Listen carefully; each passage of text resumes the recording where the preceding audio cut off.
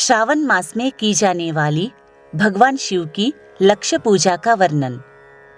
सनत कुमार बोले, हे भगवान, आपने श्रावण मास के व्रतों का संक्षिप्त वर्णन किया है। हे स्वामिन, इससे हमारी तृप्ति नहीं हो रही है, अतः आप कृपा करके विस्तार से वर्णन करें, जिसे सुनकर हे सुरेश्वर मैं कृतकृत्य हो जाऊंगा। तब ईश्वर बोले, हे योगीश, जो बुद्धिमान नक्तव्रत के द्वारा श्रावण मास को व्यतीत करता है, वह 12 महीनों में नक्तव्रत करने का फल का भागी होता है। नक्तव्रत में सन्यासियों के लिए दिन की समाप्ति के पूर्व एवं गृहस्थों के लिए रात्रि में भोजन का विधान है। उसमें सूर्यास्त के बाद की 3 घड़ियों को छोड़कर नक्त भोजन का समय होता है। सूर्य के अस्त होने के पश्चात 3 घड़ी संध्या काल होता है। संध्या वेला में आहार, मैथुन, निद्रा और चौथा स्वाध्याय, इन 4 कर्मों का त्याग कर देना चाहिए। गृहस्थ और यति के भेद से उनकी व्यवस्था के विषय में मुझसे सुनिए। सूर्य के मंद पड़ जाने पर जब अपनी छाया अपने शरीर से दुगनी हो जाए, उस समय के भोजन को यति के लिए नक्त भोजन कहा गया है। रात्रि भोजन उनके लिए नक्त भोजन नहीं होता है। तारों के दृष्टिगत होने पर विद्वानों ने गृहस्थ के लिए नक्त कहा है। यति के लिए दिन के 8वें भाग के शेष रहने पर भोजन का विधान है। उसके लिए रात्रि में भोजन का निषेध किया गया है। गृहस्थ को चाहिए कि वह विधि पूर्वक रात्रि में नक्त भोजन करे और यति, विधवा तथा विधुर व्यक्ति सूर्य के रहते नक्तव्रत करे। विधुर व्यक्ति यदि पुत्रवान हो तब उसे भी रात्रि में ही नक्तव्रत करना चाहिए। अनाश्रमी हो अथवा आश्रमी हो अथवा पत्नी रहित हो अथवा पुत्रवान हो, उन्हें रात्रि में नक्तव्रत करना चाहिए। इस प्रकार बुद्धिमान मनुष्य को अपने अधिकार के अनुसार नक्तव्रत करना चाहिए। इस मास में नक्तव्रत करने वाला व्यक्ति परम गति प्राप्त करता है। मैं प्रातः काल स्नान करूंगा, ब्रह्मचर्य व्रत का पालन करूंगा, नक्त भोजन करूंगा, पृथ्वी पर सोऊंगा और प्राणियों पर दया करूंगा। हे देव, इस व्रत के प्रारंभ करने पर यदि मैं मर जाऊं तो हे जगतपते, आपकी कृपा से मेरा व्रत पूर्ण हो। ऐसा संकल्प करके बुद्धिमान व्यक्ति को श्रावण मास में प्रतिदिन नक्तव्रत करना चाहिए। इस प्रकार नक्तव्रत करने वाला मुझे अत्यंत प्रिय होता है। ब्राह्मण के द्वारा अथवा स्वयं ही अतिरुद्र, महारुद्र अथवा रुद्र मंत्र से महीने भर प्रतिदिन अभिषेक करना चाहिए। हे वत्स, मैं उस व्यक्ति पर प्रसन्न हो जाता हूँ क्योंकि मैं जलधारा से अत्यंत प्रीति रखने वाला हूँ, अथवा रुद्र मंत्र के द्वारा मेरे लिए अत्यंत प्रीतिकर होम प्रतिदिन करना चाहिए।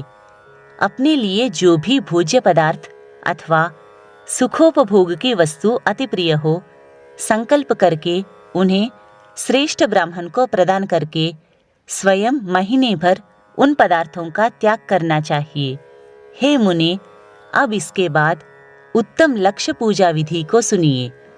लक्ष्मी चाहने वाले अथवा शांति की इच्छा वाले मनुष्य को लक्ष्य बिल्व पत्रों या लक्ष्य दुर्वा दलों से शिव की पूजा करनी चाहिए। आयु की कामना करने वाले को चंपा के लक्ष्य पुष्पों तथा विद्या चाहने वाले व्यक्ति को मल्लिका या चमेली के लक्ष्य पुष्पों से श्री हरि की पूजा करनी चाहिए। शिव तथा विष्णु की प्रसन्नता तुलसी के दलों से सिद्ध होती है। पुत्र की कामना करने वाले को कटेरी के दलों से शिव तथा विष्णु का पूजन करना चाहिए। बुरे स्वप्न की शांति के लिए धान्य से पूजन करना प्रशस्त होता है। देव के समक्ष निर्मित किए गए रंगवल्ली आदि से विभिन्न रंगों से रचित पद्म, स्वस्तिक और चक्र आदि से प्रभु की पूजा करनी चाहिए। इस प्रकार सभी मनोरथों की सिद्धि के लिए सभी प्रकार के पुष्पों से यदि मनुष्य लक्ष्य पूजा करे तो शिवजी प्रसन्न होंगे। तत्पश्चात उद्यापन करना चाहिए, मंडप निर्माण करना चाहिए और मंडप के त्रिभाग परिमाण में वेदिका बनानी चाहिए। तदनंतर पुण्य वाचन करके आचार्य का वरण करना चाहिए और उस मंडप में प्रविष्ट होकर गीत तथा वाद्य के शब्दों और तीव्र वेद ध्वनि से रात्रि में जागरण करना चाहिए।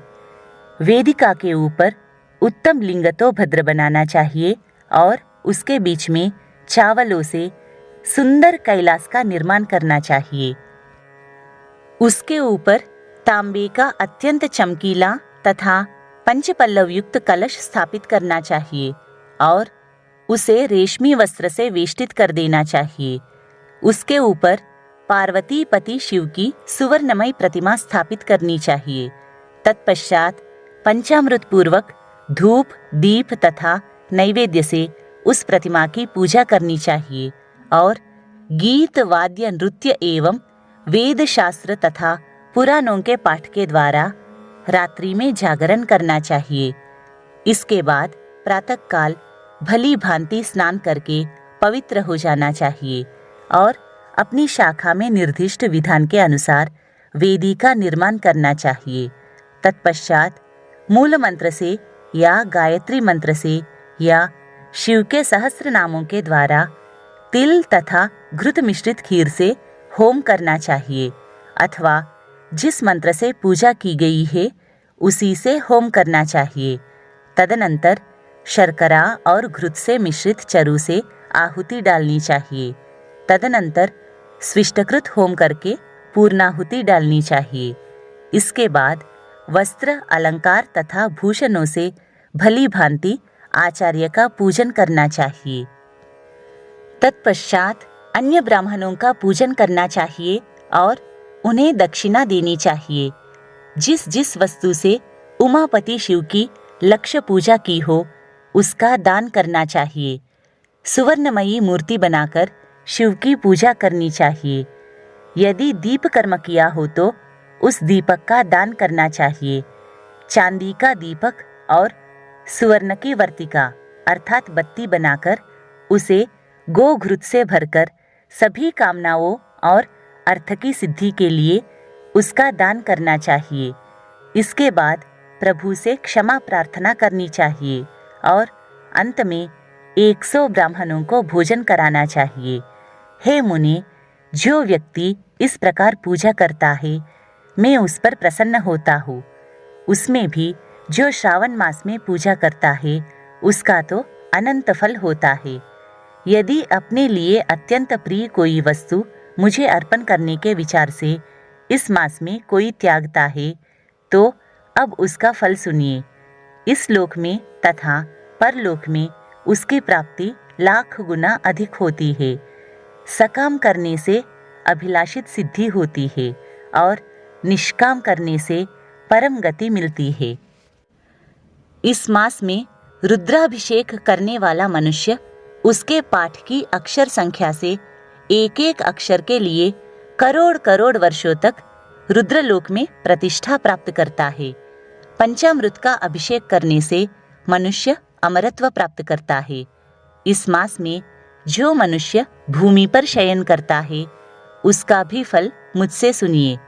हे द्विजश्रेष्ठ, वह मनुष्य 9 प्रकार के रत्नों से जड़ी हुई सुंदर वस्त्र से आच्छादित, बिछे हुए कोमल गद्दे से सुशोभित, 10 तकियों से युक्त, रम्य स्त्रियों से विभूषित, रत्न निर्मित दीपों से मंडित तथा अत्यंत मृदु और गरुड़ाकार प्रवाल मणि निर्मित अथवा हाथी दांत की बनी हुई अथवा चंदन की बनी हुई उत्तम तथा शुभ शैया प्राप्त करता है। इस मास में ब्रह्मचर्य का पालन करने से वीर्य की दृढ़ पुष्टि होती है।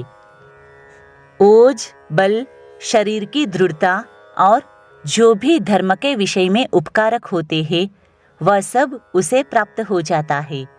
निष्काम ब्रह्मचर्य व्रती को साक्षात ब्रह्म प्राप्ति होती है और सकाम को स्वर्ग तथा सुंदर देवांगनाओं की प्राप्ति होती है। इस मास में दिन रात अथवा केवल दिन में अथवा भोजन के समय मौन व्रत धारण करने वाला भी महान वक्ता हो जाता है। व्रत के अंत में घंटा और पुस्तक का दान करना चाहिए। मौन व्रत के महात्म्य से मनुष्य सभी शास्त्रों में कुशल तथा वेद वेदांग में पारंगत हो जाता है और वह बुद्धि में बृहस्पति के समान हो जाता है। मौन धारण करने वाले का किसी से कलह नहीं होता अतः मौन व्रत अत्यंत उत्कृष्ट है।